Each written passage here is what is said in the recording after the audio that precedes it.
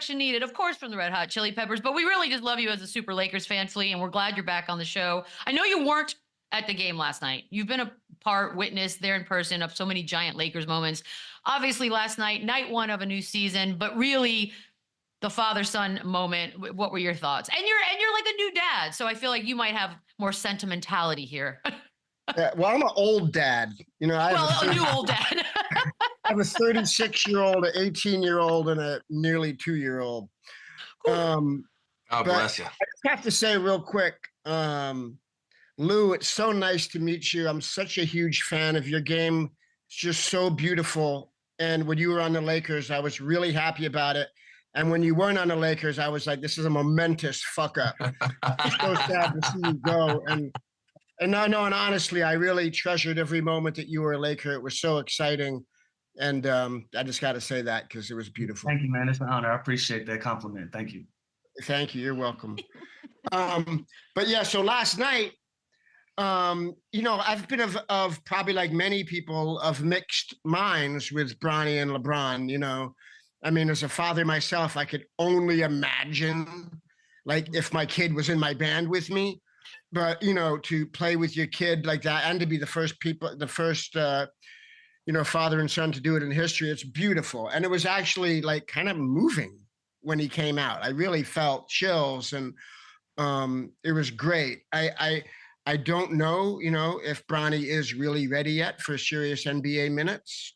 And I questioned that from the beginning, but it was just beautiful to see. And I loved it. And what was really beautiful to see too was a fire in Anthony Davis that I hadn't really seen in a while. He was lit.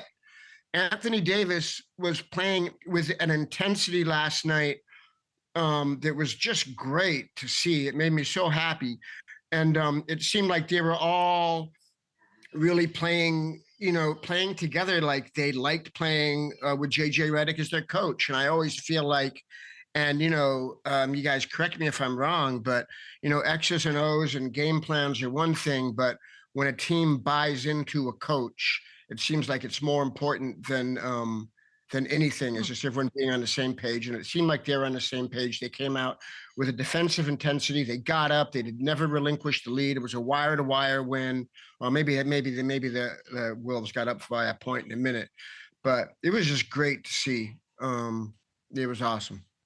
It's funny you say about AD, Flea, because obviously the Lakers look great. Anthony Davis looked dominant. JJ Redick's first win. So all this stuff, but somehow, you know, the Bronny James is then that history being made is going to be the storyline. Now, do you think that this was the right move to get it done early so it's less of a distraction now throughout the season?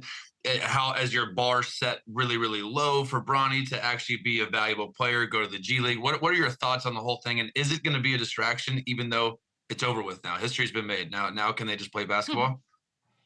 I don't think it's a distraction. I think it's really beautiful. I think it makes LeBron happy and it's going to fire him up for the season. And clearly it worked. Bronny is a good luck charm. Bring him on. I want him playing. It was awesome. I don't, you know, what do I know? I'm just a basketball fan. I love basketball, you know, and it was great to see them together. It was great to see their family on you know, watching from the side. It's just nice, the family. It's beautiful. You know, what can I say? You know, I mean, whether or not Bronny is ready for the NBA to play serious minutes, I don't know. You know, how good can he get? You know, I don't know. You know, I know like it was really nice to see. And it was also great to see Dalton Knecht come out and connect and come out and drain that three. He looked great. He looked really good. He looked like a confident rookie. Yeah, I just liked it. I liked everything about last night. Because I got kind of, and like the big, like, you know, all off seasons, like, oh, the Lakers aren't making any moves. They aren't making any moves. And I kind of fell to that too. Oh, they're just getting older. The same team. They went out in the first round. You know, they're not making any moves. And then last night, it kind of struck me like they know each other. And which has become more and more rare in the NBA for teams to really know each other and to become a team, you know, just by virtue, you know, of knowing one another. And basketball is such a game of all this telepathic communication, all this unspoken communication, and I really felt that last night with them. Like they knew where each other was going to be on the floor. They were communicating. They know each other's personalities, their strengths and weaknesses, their neuroses, all this shit, and it made me happy. Yeah. The sky is looking clear, Lakerland. Well, with that said, this team is getting older. Bron came out and he said, you know, playing next to Bronny, having that opportunity is giving him new life. And now he's saying that, you know, reports are saying that, you know, he may play another 2 or 3 years, and Bryce is coming up the ladder now. Do you expect LeBron play a few more years at this same high level? It's really hard to know. I mean, look, Kareem was finals MVP when he was 43 years old.